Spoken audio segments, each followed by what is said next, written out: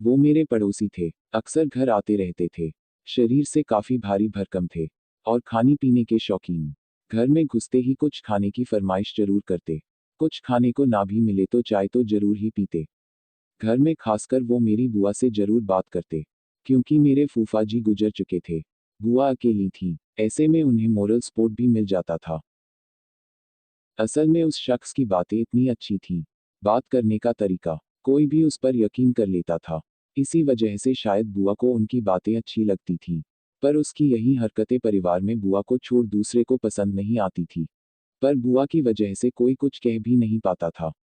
वो बुआ के ससुराल वालों की तरफ से दूर के रिश्तेदार भी लगते थे।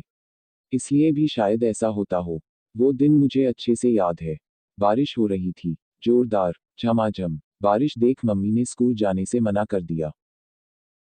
अब बचपन में स्कूल ना जाने के लिए मम्मी ही कह दें तो कौन खुश नहीं होगा। इसलिए मैं भी खुश हो गई। साथ साथ मेरे भाई भी बारिश में स्कूल नहीं गए। वैसे मेरा एक छोटा भाई था, जो हमेशा मुझसे बड़ा बनने की कोशिश में लगा रहता। और दूसरा बड़ा भाई भी था। खैर हमने बारिश के मौसम का लुत्फ उठाया और रूम में टेंट बनाकर खूब खेला। खेलते खेलते मैं सो गई और जब उठी तो दोपहर के 3 बज रहे थे।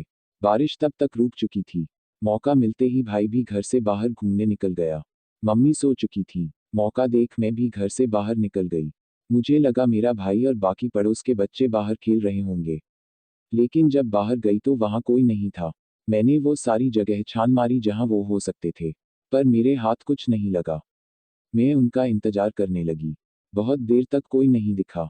बगल में एक बांस की करची पड़ी थी। मैंने उसे उठाया और गीली मिट्टी में कुछ कुछ ड्राइंग बनाने लगी। तभी पीछे से अचानक भारी आवाज आई। मैंने पलट के देखा तो वही अंकल थे। वही जो बुआ से अक्सर बात करने आते थे। मैंने कहा जी अंकल। उन्होंने पूछा अरे तुम्हारी फौज कहाँ है? आज अकेली खेल रही हो? मैंने कहा पता नहीं, बाकी लोग कहाँ चले गए हैं। क्या आपने देखा वो कहाँ खेल रहे हैं? कहीं आपके घर की तरफ वाले मैदान में तो नहीं खेल रहे? लेकिन वहां तो मम्मी ने जाने से मना किया है। उन्होंने मेरी बातों का जवाब दिया। नहीं वो वहां नहीं है, पर मैं जानता हूँ वो कहाँ खेल रहे हैं। मैंने कहा सच में आप जानते हैं? वो कहाँ हैं? उस अंकल ने अपनी गर्दन हिलाई और कहा चलो, मैं ले चलता हूँ। पर मैंने मना कर दिया। मेरे घर के बगल में एक दुकान थी। वो अंकल वहीं जाकर बैठ गए। दुकान वाले से कुछ बात करने लगे। थोड़ी देर बाद उन्होंने मुझे फिर आवाज लगाई। मैं उनके पास गई। उन्होंने मुझे अपनी गोद में बिठाया और फिर कुछ कुछ बात करने लगे दुकानदार से। धीरे धीरे उन्होंने अपना हाथ मेरे फ्रॉक के ऊपर फेरना शुरू किया। वो मुझे नीचे छूने लगे। मुझे अजीब लगा, कुछ गंदा भी महसूस होने लगा। मैंने थोड़ा तेजी से पैर हिलाया। फिर वे संभल गए। मैं उनसे खुद को छुड़ाने की कोशिश करने लगी, पर उन्होंने मुझे जाने नहीं दिया। कहने लगे कि अरे क्या हुआ तुम्हें? अभी तो तुम्हें खेलने जाना था। चलो मैं लेकर चलता हूँ। फिर वो दुकानदार गुप्ता जी से कहते हैं ठीक है मैं चलता हूँ। बच्ची को खेलना है भाइयों के साथ। गुप्ता जी ने कुछ नहीं कहा, जैसे वो जानते हो सारी चीजें। मैं उस अंकल के साथ नहीं जाना चाहती थी, पर उन्होंने मुझे जबरदस्ती गोद में उठा लिया और कहीं लेकर जाने लगे। मैंने उनको मना किया, पर उन्होंने मेरी बात नहीं सुनी। पहले मुझे वो एक दुकान ले गए। वहां कुछ चॉकलेट खरीदकर मेरे हाथ में पकड़ा दिया और कुछ जबरदस्ती मेरे मुंह में डाल दिया, ताकि मैं कुछ बोल ना सकूं। फिर मुझे वो एक सुनसान रास्ते की तरफ ले जाने लगे। मुझे कुछ ठीक नहीं लग रहा था। मुझे कुछ कुछ समझ में आ रहा था। मेरे साथ कुछ बुरा होने वाला है। चलते चलते वो मुझे आम के बगीचे तक ले गए और वहां जबरदस्ती मुझे चूमने की कोशिश करने लगे। मैंने अपना मुंह घुमा लिया और जिद करने लगी मुझे घर जाना है। घर जाना है। जिस रास्ते से वो मुझे लेकर जा रहा थे, वहां मैं कई बार अपनी दोस्त के साथ जा चुकी थी। वहां के कुछ लोग मुझे पहचानते थे। मैंने कहा अंकल मुझे छोड़ दीजिए। घर जाना है। मम्मी ढूंढ रही होगी। वो मुझे और अंदर की तरफ लेकर जाने लगा, मानो जैसे उस दिन उसने तय कर लिया था कि वो अपनी गंदी मंशा को पूरी करके रहेगा। उस उम्र में मुझे नहीं पता था कि हवस क्या चीज होती है, लेकिन उसकी आंखों को देखकर समझ गई थी कि ऐसी हरकत करने वालों की नजरें कैसे होती हैं। पता नहीं उस दिन उसके अंदर कौन सा जानवर था, जो बाहर आना चाहता था और मुझे नोच खाना चाहता था। उसकी आंखें आज भी मुझे डराती हैं। वो अपनी प्यास बुझाना चाहता था, मेरा रेप करना चाहता था। वो रेप करने की जगह तलाशने लगा। मेरे मुंह में कपड़ा ठूस दिया। मेरे शरीर को गंदी तरह छूने लगा। मेरे फ्रॉक उठाकर उसने मेरे प्राइवेट पार्ट पर जोर से काटा। मैं चिल्लाई, जोर से चीखी, पर आवाज बाहर नहीं गई।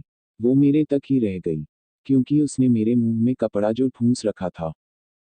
मेरे हाथ से उसने चॉकलेट छीना, फिर चॉकलेट का पॉकेट फाड़ा, मेरे प्राइवेट पार्ट पर लगाया और कुछ करने की कोशिश की।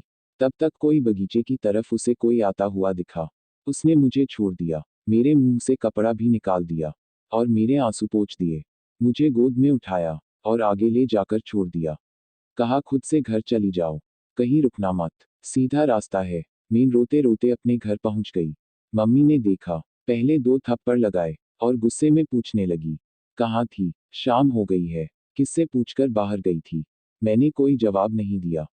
बोलती भी क्या? मेरी हालत उस वक्त कुछ बोलने की थी भी नहीं। मेरे साथ क्या हुआ और क्या हो सकता था, मुझे इसका इल्म भी नहीं थी। मैंने कुछ नहीं बोला, पैर धोए, कमरे में गई और सो गई। मम्मी को मेरा व्यवहार कुछ अजीब लगा।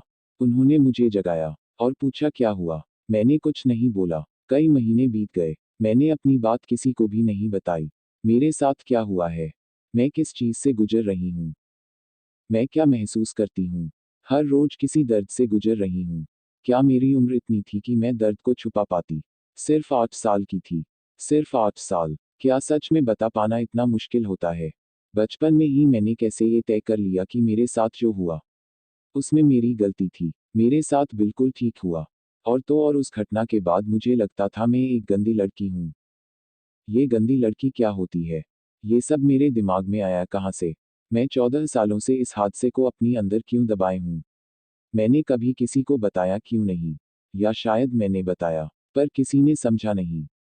मैं ये दावे के साथ कह सकती हूँ कि मुझ जैसी ऐसी हजार लड़कियां हैं जो खुद को अपने साथ हुई प्रताड़ना का शिकार मानती हैं। उस बात को 14 साल बीत चुके हैं। पर खुद को कैसे समझाऊं जो हुआ उसे भूल जाओ। क्या भूलने से सब ठीक हो जाएगा?